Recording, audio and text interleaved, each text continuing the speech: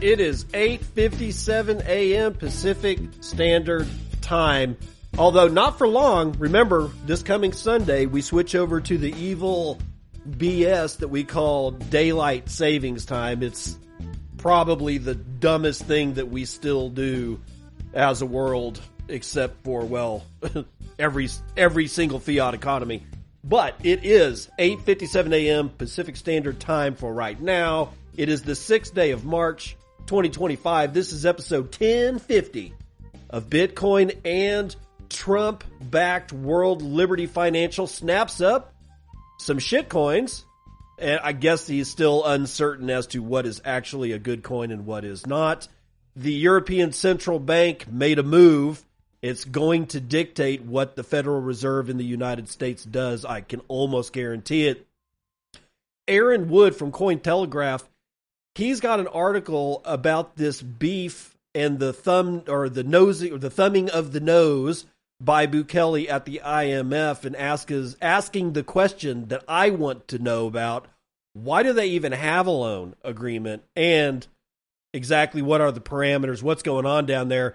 David Sachs is in lamentation mode over the United States government's management of the Bitcoin holdings, and then the current state of the IRS broker rule as told by LOla elites.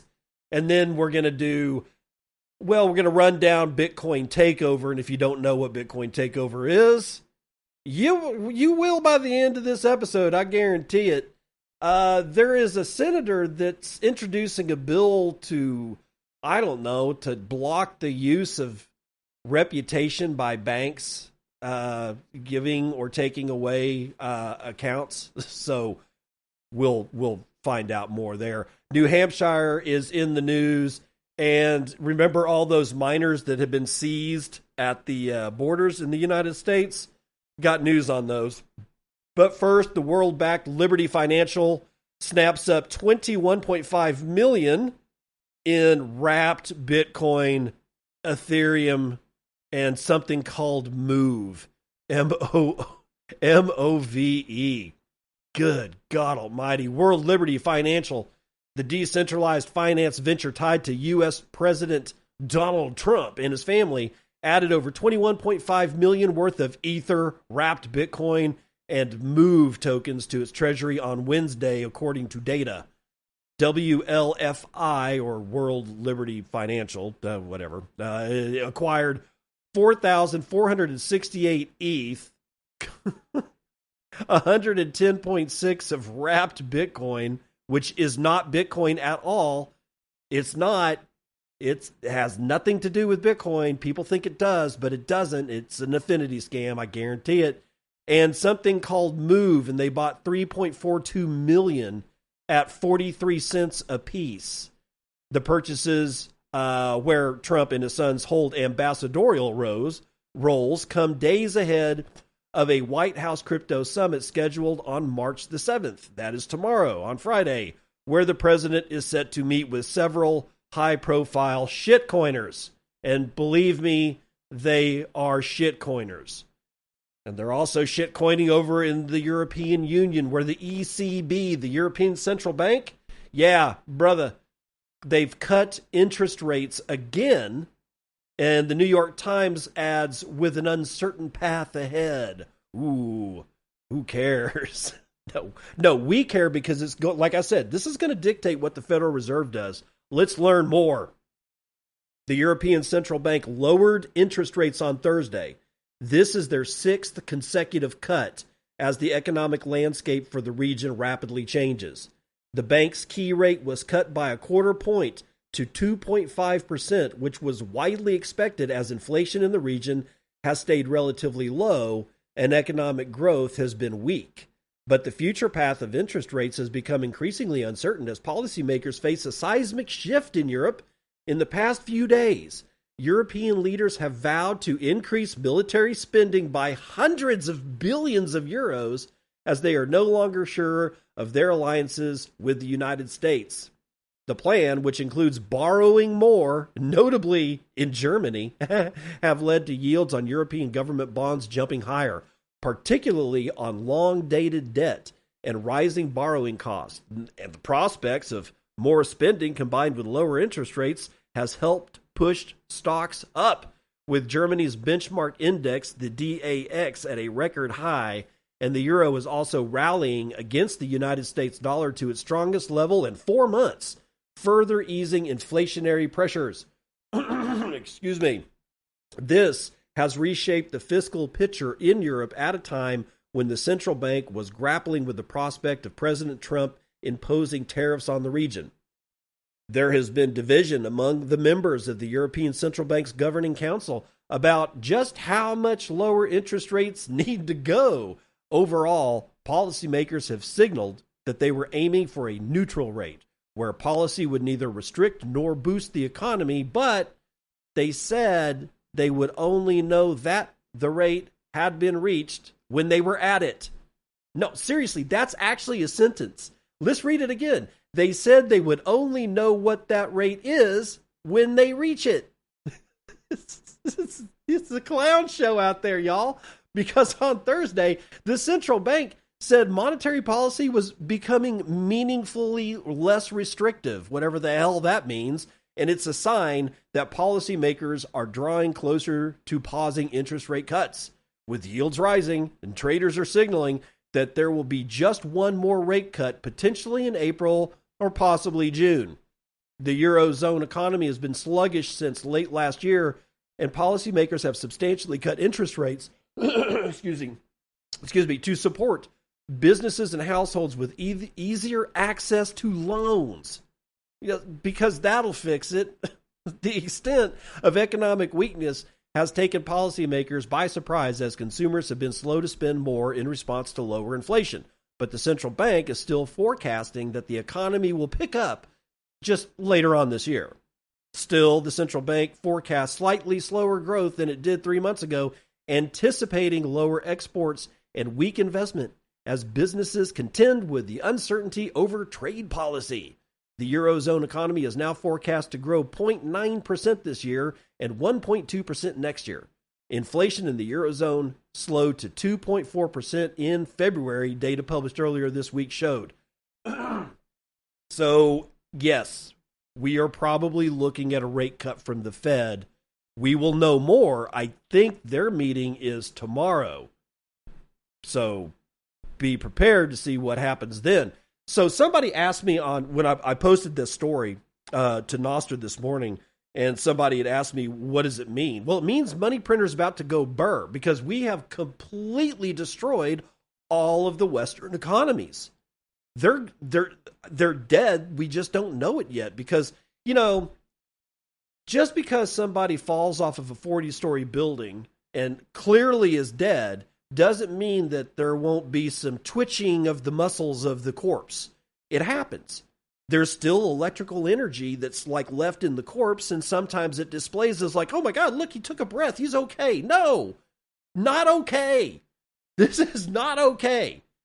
And the whole notion that you're going to stimulate the economy by giving Joe Schmo on the street easier access to debt by way of a personal loan is insane. It used to be that way, sure, a long time ago, but now it's just it's like having to resuscitate a corpse all the time. Not good, y'all. It's not good. And even David Sachs understands the ramifications of what the United States government did to its Bitcoin stash. From the block and Jason Shubnell, we have this one. Crypto czar David Sachs is lamenting the U.S. government's previous management of Bitcoin holdings ahead of Friday's crypto summit at the White House. Newly minted AI and crypto czar David Sachs took to social media to express his dismay with how the United States government handled its crypto holdings. Quote, over the past decade, the federal government sold approximately 195,000 Bitcoin for proceeds of $366 million. If the government had held the Bitcoin, it would be worth over $17 billion today. That's how much it cost American taxpayers not to have a long-term strategy. End quote. The U.S. government possesses 198,109 BTC worth nearly $18 billion at the current market price, according to Bitcoin treasuries, which is probably not true any longer considering that we've got yet another great big red dump going on. We're back down to 88,904.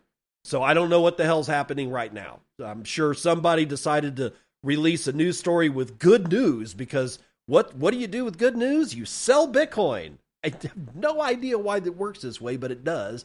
President Donald Trump will address leaders from the crypto industry at Friday's event, less than a week removed from his push for a working group to move forward on a crypto strategic reserve.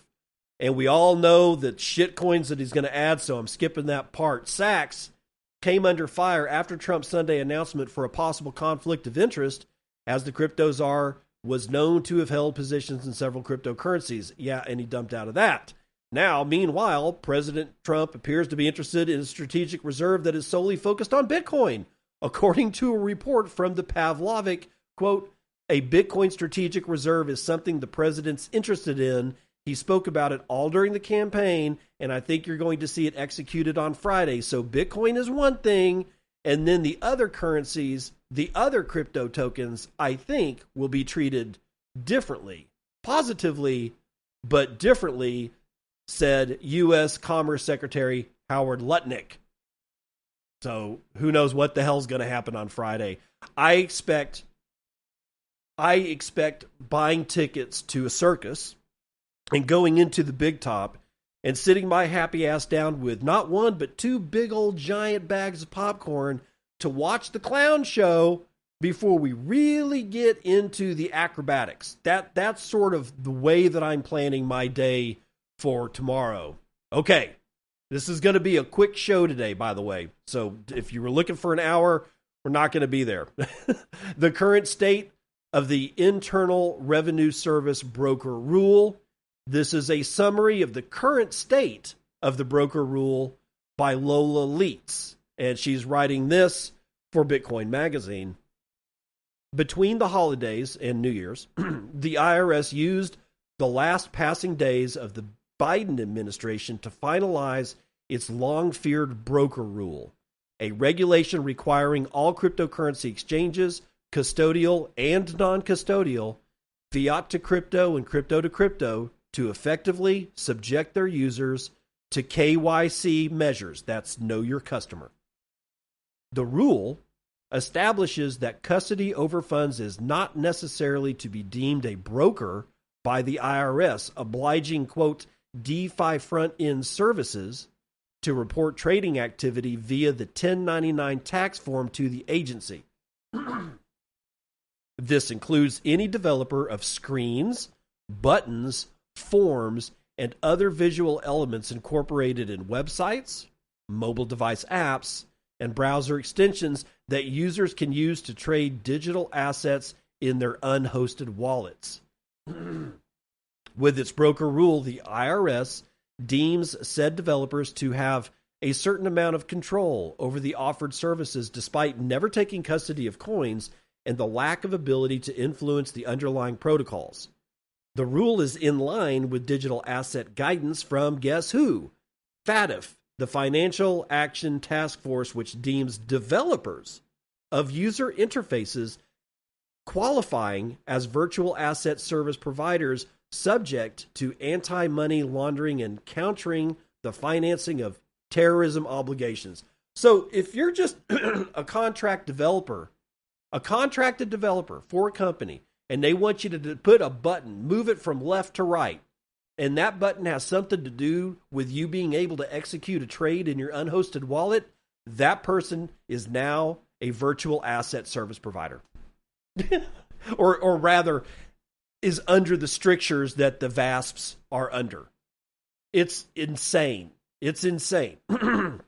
So, similar to FATF, the FATF, Financial Action Task Force, the broker rule defines control as, quote, the ability to amend, update, or otherwise substantively affect the terms under which the services are provided, as well as the ability to collect the fees charged for those services from the transaction flow. whether or not the person actually collects the fees in this manner, and or if that person has the ability to add to the order a sequence of instructions to query the cryptographically secured distributed ledger to determine if the processed order is, in fact, executed, or to use another method of confirmation based on information known to that person as a result of providing the trading front-end services, end quote. Man, in light of such enormous overreach, control over funds has been widely understood as a prerequisite to be regulated as a financial service according to FinCEN guidance. The industry moved quickly. A day after the publication of that rule, the Blockchain Association immediately filed a lawsuit against the IRS and Treasury Department, asking federal judges to strike the rule down before it takes effect, alleging that the rule is unconstitutional and contrary to existing federal laws. In addition to the suit, Senator Ted Cruz introduced a joint resolution to disapprove of the IRS rule by congressional power, co-sponsored by Senator Cynthia Lummis, Senator Bill Hagerty, Senator Mike Lee, and Senator Tim Scott, among others. Quote, "This regulation undermines the purpose of DeFi technology, which is to enable individuals to freely buy, sell, and exchange digital assets," Cruz said in a press release regarding the resolution. Representative Corey, who introduced the resolution together with Cruz, called the rule a clear overreach.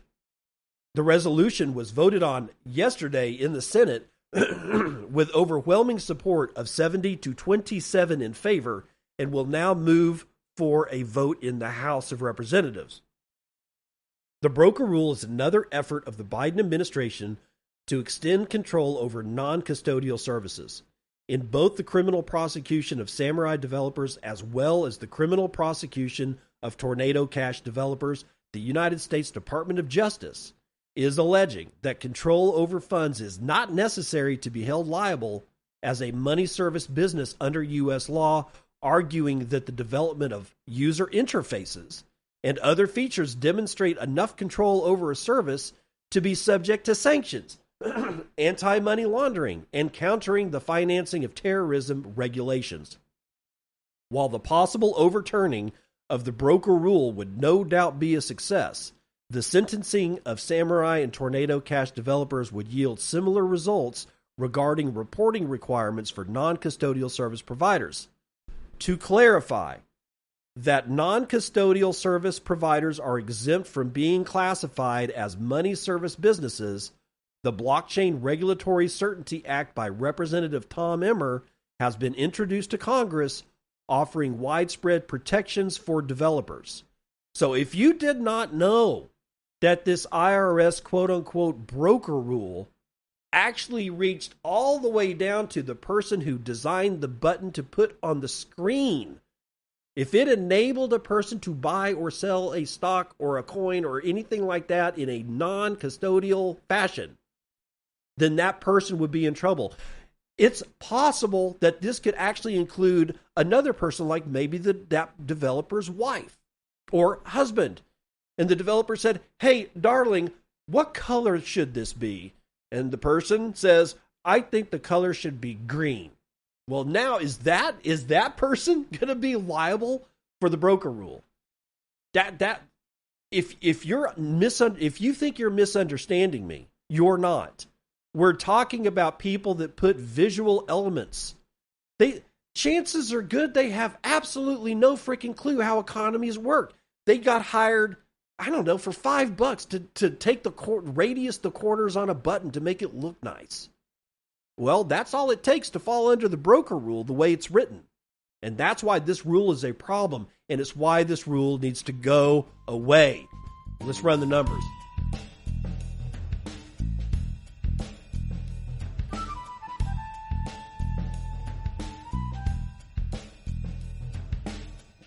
Oil is getting kicked in the crotch yet again. West Texas Intermediate is down a full point to 65.64. Brent North Sea is down 0.76% to $68.77 a barrel. Natural gas off its rocker, 3.75% to the downside still holding at above 4 at $4.28 per thousand cubic feet. Gasoline is down well over 2 points, reaching back to $2.09. Gold is moving sideways, slightly in a downward fashion. It's still hanging out at $2,924.70 per ounce. Silver is up 0.4%. Platinum is up 0.4%. Copper is up 0.5%. Palladium moving sideways next to gold. In ag, what do we got here? Ooh, biggest loser today. This time it's coffee, 5.68% to the downside.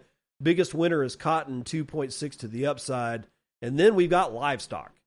Live cattle are down a third. Lean hogs are up 2.75%, and feeder cattle are down 0.75%. Nobody gets out alive, even in legacy equity markets. The Dow is down a row of sticks, 1.11%. That is 475 points off of its 42,591 range. See, that's why I give percent numbers all the time. Because when somebody like on NPR, it always used to drive me crazy. They'd say, the Dow is down 100 points. And I'm like, that I don't know what that means. 100 points from what? You know, so that's why I always do percents. But sometimes it's more effective when I say, yeah, that 1.11% to the downside represents damn near 500 points off of the Dow. And that's painful. That's painful, guys. The S&P is also in a lot more pain, 1.6% to the downside. You think the NASDAQ is doing okay? Oh, no, of course not. 2.18% to the downside. And the S&P Mini, no escape there, son. 1.33% to the downside. So how's Bitcoin doing? $88,620, which is essentially where we were yesterday morning. God, $1.76 trillion means that we can only get 30.3 ounces of shiny metal rocks with our one Bitcoin, of which there are 19,832,910.37, and average fees per block are really low. 0.3 or 0.3 BTC taken in fees on a per block basis. There are a measly 31 blocks carrying 11,000 unconfirmed transactions waiting to clear at 3 Satoshis per VByte. Low priorities is also 3 Satoshis per VByte. And what is going on with mining? Have we lost some more? No, not really. Gained a little bit. We are at 796.4 exahashes per second. So the miners seem to be fine. The miners are doing okay. And from Tricky Dick Durbin, yesterday's episode of Bitcoin, and I've got Jay, who says, that's why I listen to NunyaBidness. Doesn't really have a message. It's more in like, he gave me there's like a GIF involved in that kind of thing. And it's over on Nostr, but it has showed up in my activity on fountain.fm. Psyduck is here with 561 sat, says, Duck. God's Death with 237 says, thank you, sir. No, thank you. Permanerd with 234. And that's the weather report. I see what you did there. Justin with 100 says, nothing. I'm in there with 100 that says test because I wasn't getting any boost or anything like 3 hours later. And I'm like, did I screw something up? And apparently I didn't. It's just nobody loves me anymore. Or at least they didn't yesterday. Whatever. That's the weather report.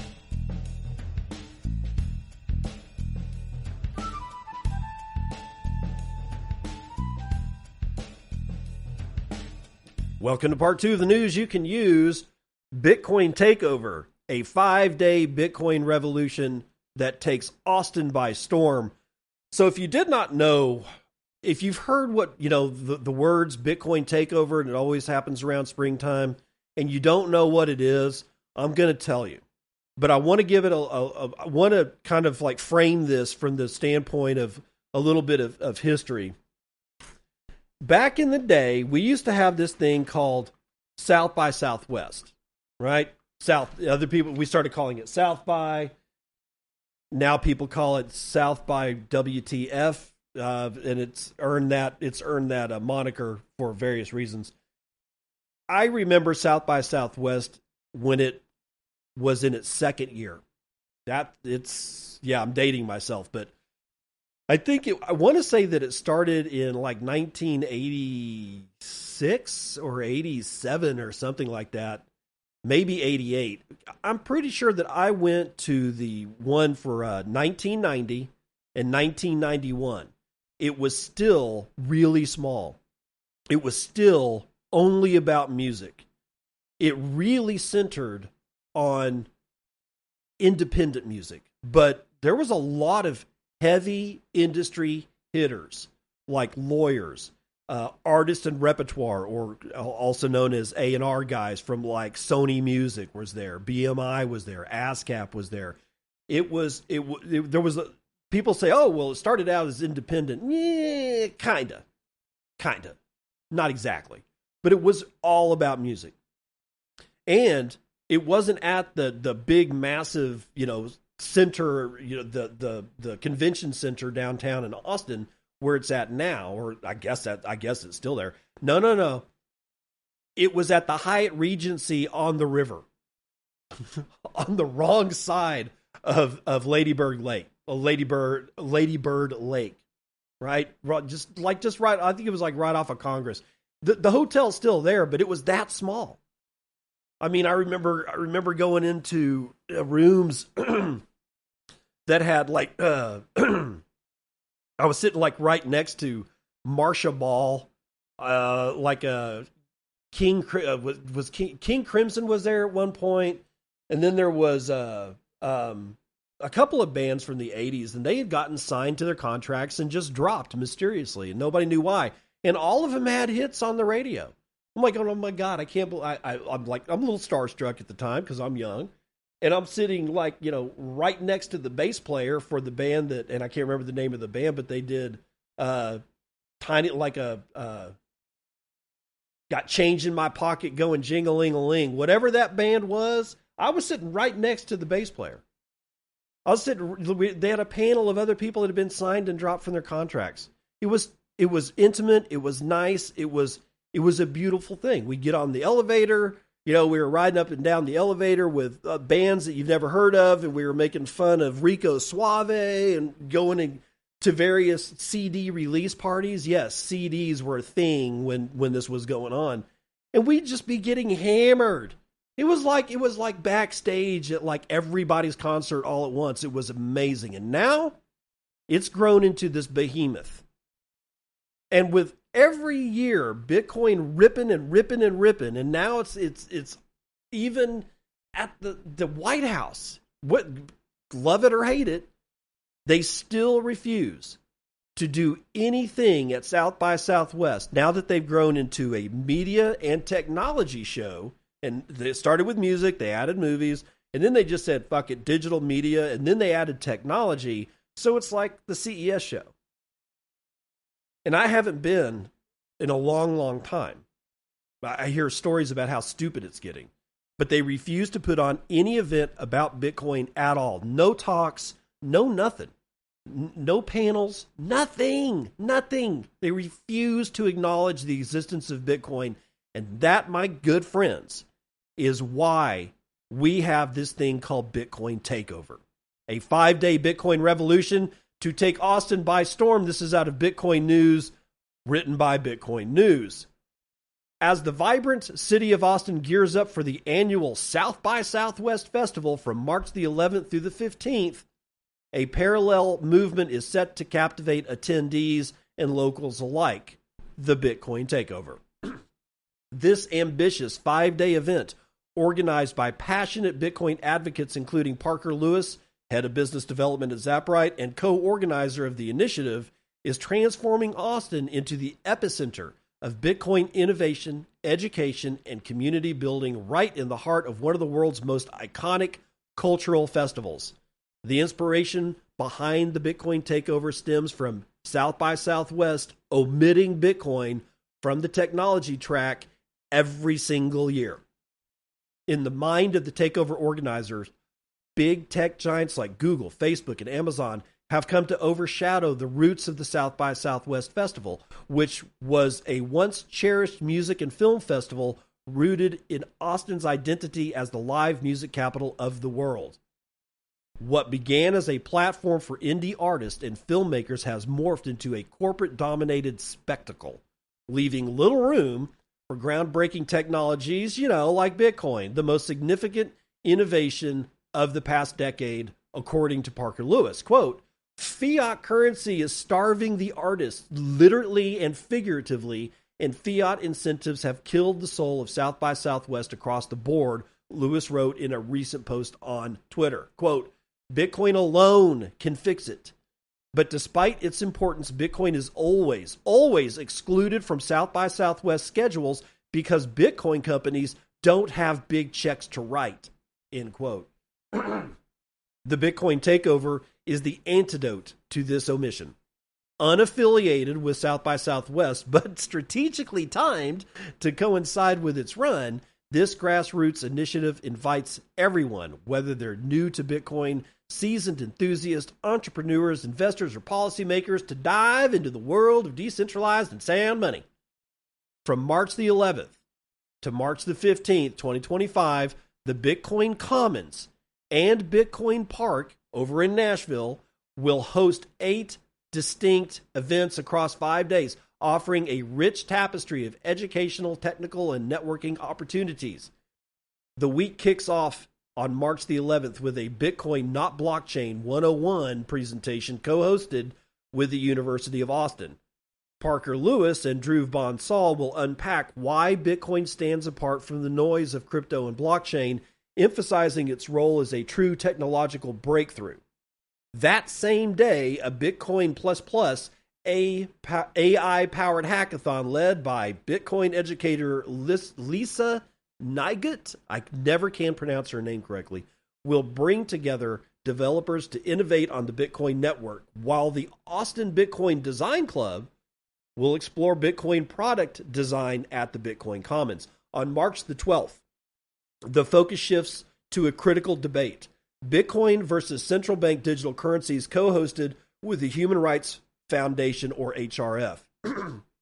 Christian Caroles, HRF's Director of Financial Freedom, will present on the risks of CBDCs, followed by a panel featuring Tour de Meester, Natalie Smolenski, and Charlene Faderipo, I can't pronounce that name either, who will explore Bitcoin's potential as a decentralized, open monetary system in contrast to the centralized dystopia of CBDCs. March the 13th brings Pleb Labs Startup Day, a full day of panels and discussions for aspiring Bitcoin entrepreneurs, followed by Austin Bit Devs, a technical meetup delving into the Bitcoin protocol's intricacies. The crescendo arrives on March the 14th with the Bitcoin Takeover main event, a flagship gathering at the iconic Littlefield, which was built in 1910, predating the Federal Reserve, featuring 10 entrepreneurs, including 9 founders and 6 CEOs. These leaders, spanning Bitcoin custody, payments, Lightning infrastructure, open source, AI, education, energy, and mining, will share their visions and the platforms that they are building to support the Bitcoin network, followed by a live podcast featuring Marty Bent of TFTC and Danny Knowles of What Bitcoin Did. The week concludes on March the 15th with a screening of Ilana Madavia's acclaimed documentary, Dirty Coin, which demystifies Bitcoin mining and energy usage, challenging the misconception that Bitcoin wastes energy and instead showcasing how it solves broader energy challenges. Quote, "This isn't just about Bitcoin as an investment," Lewis emphasizes. Excuse me. "It's about returning to a sound money standard and returning that to the world, securing economic stability, preserving freedom in an era dominated by fiat distortions and centralized control. Bitcoin is the light at the end of the tunnel, and Austin is the perfect place to shine that light. With free admission to many events and ticketed options for the main event and startup day, the Bitcoin Takeover welcomes a diverse audience, boomers and zoomers, novices and experts alike. Attendees can secure their spot for the Bitcoin Takeover main event by purchasing tickets via this link, and of course this link is a hypertext, For a full schedule, additional details, and to immerse yourself in the transformative week, visit the official Bitcoin Takeover events page, and that is at meetup.com/Bitcoin Commons Austin, Bitcoin Commons Austin. As South by Southwest buzzes with corporate rock and tech giants, the Bitcoin Takeover stands as a beacon for the future of money, inviting all to explore Bitcoin's potential to reshape our world one Satoshi at a time. So that's the whole spiel about Bitcoin Takeover. And you might be saying, oh, it was just a giant advertisement. Well, I'm not getting paid for it. So therefore, I'm bringing it to you because as your Bitcoin news curator, I think it's important. Now, I think we should know about this a little bit more. It's been going on for 2 years. Last year and the year before. The year before last was the inaugural Bitcoin Takeover. I have always said that the Bitcoin magazine's big Bitcoin event, like, you know, what was it, the Bitcoin convention, whatever they call it, it was always in Miami, and then like last year they took it to Nashville. I don't know. I guess somebody probably knows where they're taking it next. No, that thing should be in Austin every year at the exact same time that South by Southwest is going on. But they're not doing that from what I understand. They certainly have never done it before. And people go, well, we're just going to get drowned out by Southwest. Dude, this is an insane line of thinking to me. Well, nobody's going to come because everybody's at South by Southwest. Here's the thing. Let's use the analogy of restaurants. I open a restaurant on a street, you know, kind of busy. Let's say it's got good traffic. I get, you know, a few people, enough to keep the restaurant afloat for a couple of years. Everything's fine. I'm just not making money, you know, hand over fist, right? Well, then all of a sudden, a restaurant moves in across the street. Now, you would think that that's competition, but it's not. See, this is why people, they get this shit wrong all the time. No, because now that restaurant is attracting, like, you know, somebody else. Maybe because they're going in a different direction because they're on the opposite side of the street. Who knows? But one thing is for sure, the people that either one of those restaurants is going to look across the street and see the other restaurant. Maybe we'll give them a try sometime. And maybe they do. And then a third restaurant moves in right next door to the first one, let's say. Or, well, let's say one, like just down the block. Just a couple of stores down the block, another restaurant moves in. And you might start thinking, well, now surely that's competition. No. Because now you got 3 restaurants that are co-located in this little spot. That attracts other restaurants. And then more restaurants and different kinds of restaurants, they start moving in there. It ends up actually being a situation where everybody gets more customers. It happens every single time. This is studied in business school. It's a thing. It's a psychology. Most likely, but we really don't know why this occurs. But when restaurants start compiling on each other, you go down to, where are you going to go to eat tonight? We're going to go down to Restaurant Row, where all the restaurants are.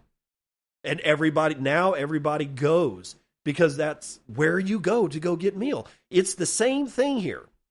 Now, I would rather it be Bitcoin Takeover that morphs itself into something much bigger, in the way that South by Southwest morphed itself from this very tiny gathering of, you know, tatted up, you know, people that either were in a band, had used to be in a band, weren't making much money, got signed and dropped from their contracts. Georgia Satellites, that's who I was thinking about. The Georgia Satellites. I was sitting right next to the bass player. You couldn't get away from I got change in my pocket going jingle. You couldn't get away from that shit for a year. It was everywhere. It was in the top 10 for like weeks. It was in the top 25 for weeks after that.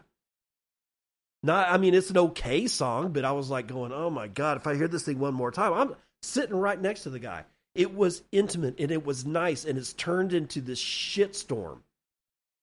I would like it if Bitcoin Takeover got big like South by Southwest did, but somehow or another remains humble because they've always been stacking sats. I don't have anything directly against Bitcoin Magazine, but I'd like to see Bitcoin Takeover turn into the behemoth, except in a good way, that South by Southwest has done. And that means that because it gets stupid in Austin, believe me, I've been there. It gets really dumb in Austin around the time that South by Southwest comes to town because it is a massive event. Do not think that we can't make it even more massive by having people be able to go to Bitcoin Takeover. What I fear is that eventually South by Southwest is going to start talking about Bitcoin. So we only have a very brief window to make Bitcoin Takeover work and work well. Let's move on to Senator Tim Scott, who has introduced a bill to block the use of reputational risk amid crypto debanking concerns. Sarah Wynn is writing this one. Senate Banking Committee Chair Tim Scott released a bill that would block regulations from using reputational risk to supervise banks. This follows the crypto industry's condemnation of government agencies they say are cutting them off from the financial sector. This is choke point 2.0. This is what we're talking about. The South Carolina Republican introduced a bill responding to that concern on Thursday and said his legislation would curtail the weaponization of federal banking agencies by eliminating the ability for regulators to use reputational risk as a component of supervision. The bill addresses other reputational risks, including disfavored political groups. The Federal Reserve defines reputational risk as, quote, potential that negative publicity regarding an institution's business practices, whether true or not, will cause a decline in the customer base, costly litigation, or revenue reductions, end quote. Further quote, it's clear that federal regulators have abused reputational risk by carrying out a political agenda against federally legal businesses, Scott said in a statement on Thursday, quote, this legislation, which eliminates all references to reputational risk and regulatory supervision, is the first step in ending debanking once and for all. The bill, called the Financial Integrity and Regulation Management Act, has several Republican sponsors, including Senators Mike Crapo, hey, Mr. Crapo, Cynthia Lummis, Katie Britt, and Bernie Moreno. The Wall Street Journal first reported the news Thursday morning. Crypto debanking has become a hot topic among some lawmakers and the digital asset industry over the past few months amid increased criticism from crypto firms who say they face challenges when looking to establish and maintain bank accounts in the United States. The bill calls for eliminating references to reputational risk as a measure to determine the safety and soundness of regulated depository institutions and ensuring that federal banking agencies can't use reputational risk in new rules or guidance. According to a Senate Banking Committee spokesperson, the bill has support from the American Bankers Association and the Blockchain Association and the Bank Policy Institute. Sounds like the banks are actually kind of tired of this shit too. Anyway, Castle Island Ventures co-founder Nick Carter coined the phrase Operation Choke Point 2.0 in 2023, comparing it to Operation Choke Point 1.0, a 2013 U.S. Department of Justice initiative that sought to limit banking services for industries considered high risk for fraud and money laundering, including payday lenders and, for whatever reason, firearm dealers. You know, Second Amendment. Meanwhile, bank executives such as J.P. Morgan Chase, Jamie Dimon, has said that banks are at risk of paying millions of dollars in fines if something goes wrong. Fed Chair Jerome Powell has said it was time to take a fresh look at debanking. Quote, I will commit to working with you on that. We do try to avoid excessive burden, Powell said in February during a Senate Banking Committee hearing. Quote, look, I think it's fair to take a fresh look, frankly, on debanking. So who knows? Maybe we'll get out of this mess of this debanking shit. Now, for all of you who are, immediately saying that means that they're going to be able to give banking to people that sell marijuana. No, because it's illegal at the federal level. Just because it's legal in the state doesn't make it legal federally. It's a huge confusion point, but I guarantee you that if you're thinking that everything that I just read is going to allow people that sell marijuana at their little marijuana shop to actually get a bank account, you're wrong. It won't. Wow. Anyway, let's move on. New Hampshire has moved closer to its strategic Bitcoin reserve. Their committee approved the bill. This is Atlas 21. On March the 5th, a New Hampshire House committee approved the state bill for creating a strategic reserve of Bitcoin and other digital assets with a 16-1 vote. Most of these votes are going hardcore as we want this. It's amazing. The proposal, introduced by Republican Keith Amon, now heads to the House for a full vote. The House Commerce and Consumer Affairs Committee gave the green light to House Bill 302 as reported by Bitcoin Laws. If passed, the law would grant the state treasurer the discretion to invest up to 5% of funds from the general fund, the Revenue Stabilization Fund, or any other legislature-authorized fund into digital assets. So New Hampshire is falling in line with the rest of these states that want out of the damn clown show. Finally, today, also from Atlas 21, seized miners have been released after USA Customs halt. The U.S. Customs and Border Protection has begun releasing mining machines produced in China that had been held for months at various U.S. entry ports. According to Taras Kalyuk, CEO of Syntech Digital, a mining hardware manufacturing company, who told Reuters that thousands of units have been released after around 10,000 miners were seized at multiple points of entry across the country. Quote, apparently, there were some people within the CBP who didn't particularly like Bitcoin mining and wanted to cause problems for the entire industry, which they did quite well, end quote. Ethan Vera, COO of Luxor Technology, also confirmed to Reuters that some block shipments are being released, but at the moment, they are still a minority. The delays in Bitmain Antminer ASIC deliveries began all the way back in last September. As reported by Blockspace in November, the halt was reportedly linked to the chip manufacturer Softgo connected to Bitmain, which was involved in a U.S. Department of Commerce investigation last October. The investigation launched after chips similar to those ordered by Softgo from Taiwan were found in a Huawei AI processor. Huawei, or Highway, or however you pronounce it, has been under U.S. sanctions since 2019.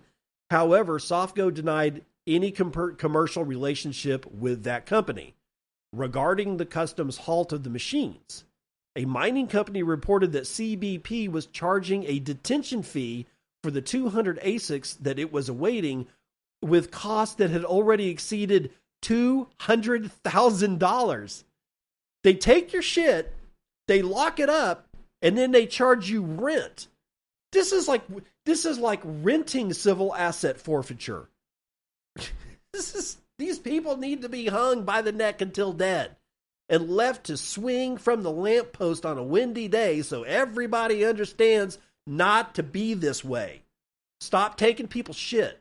God, according to sources, U.S. Customs actions were taken at the request of the Federal Communications Commission. China supplies the majority of all chips used in Bitcoin mining. Its largest manufacturer, Bitmain, has recently expanded its production line inside the United States to address delivery delays. And they will also, that's the end of the article, but they will also be avoiding tariffs. And for those people that are still out there that are confused as to why we're risking all these trade wars, it's exactly that. It will force people to go, well, shit, we got to go back to the United States. If they've moved their manufacturing out of the United States, even though that they're a United States company, no, they would have to pay tariffs if they're manufacturing their shit in something like, I don't know, like in China, and they ship it back to the United States. That company, even if it's a U.S. company, they have to pay the tariff. So that lights a fire under their butts and say, well, let's move manufacturing back to the U.S. so we don't have to pay this weird tariff stuff. And then if you're a manufacturer that is like Chinese owned or Irish owned or Canadian owned or Mexican owned or whoever gets tariffs, they're going to start considering, hey, maybe if we move our manufacturing and manufacture it inside the United States, we can avoid the tariffs. That's why this is happening. That's why they're risking this. That's why Trump, who has always had a love affair with the Dow Jones Industrial Average, is risking everything, the entire market, to get manufacturing back into the United States. Doesn't mean he's right. It doesn't mean it's going to work. It doesn't mean that there won't be permanent damage done. But we don't know. Again, like in one of those stories, we won't know until we get there, and then we'll know wherever there is. It's just as ludicrous. But that's why. And most people, I guarantee you, most people do not understand that. They hate Trump so much. They hate Orange Man so much, they won't even try to understand, why would you do this? They literally, I guarantee you, there's a high proportion of these people that hate Trump so much that really think he's doing it because he either hates Canada and doesn't want to be friends with Canada, or hates them so much that he wants to collapse their economy. Neither one are true. Nobody puts tariffs on another country because you don't like them. If you really don't like a country, you just say, we're not even going to allow your shit on our shores.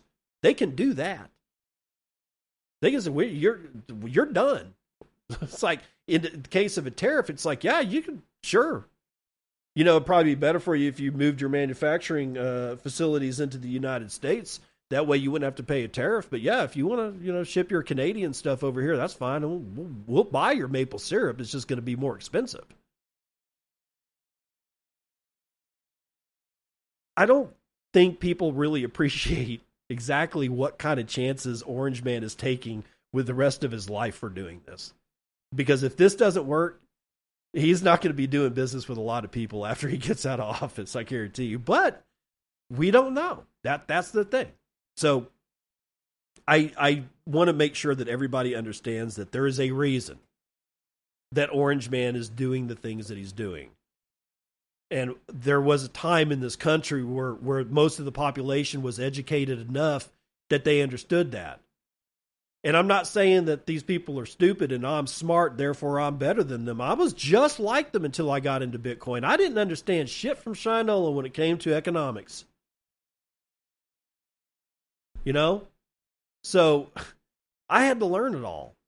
And it's like, listening to you guys that are out there and reading what you write about policy and tariffs and, like macroeconomics, all of that finally gave me the financial education that I swear to God, most people got automatically in the 1930s, 1940s, either by school or just being out on the street, reading papers, reading magazines. But since we have been so obsessed with trivial bullshit, there's nothing, sure, you can be somebody that advocates for trans rights. You have that right, especially if you're in the United States. You have the right to write stories about how some trans person is being misgendered, right? You have that right too. Except there's nothing in there about how to balance a checkbook, how to fix a carburetor, how to mow a lawn, why you might want to edge your lawn. There's nothing in there about how to grow a garden. It's all about something that doesn't teach you anything. It's all about saying the same thing over and over and over again that is purpose-built to get you pissed off. You don't even notice that it's not teaching you anything. When was the last time you learned how to do something by reading a newspaper? There used to be articles that would tell you how shit worked in newspapers. I used to see them as a child, but not anymore. If it's not pissing you off about trans people, if it's not pissing you off about pronoun usage, if it's not pissing you off about Orange Man, if it's not pissing you off about it's the economy, stupid, then it's not in the paper. It's not on the internet. It's not in movies. It's not on TV. It's not on the radio. It's all of that has been subsumed by getting you pissed. I used to say Twitter is the hate machine. No, dude, all of media is the hate machine. It is a machine purposely built, or rather rebuilt, to piss you off and keep you at the throats of each other so that these asswipes in suits can run around and do whatever they want to do. And it's sad. But there it is. All right, enough pontificating. I've got to know, I've got to go, so I'm just going to kill it here. See you on the other side. This has been Bitcoin and I'm your host, David Bennett. I hope you enjoyed today's episode and hope to see you again real soon. Have a great day.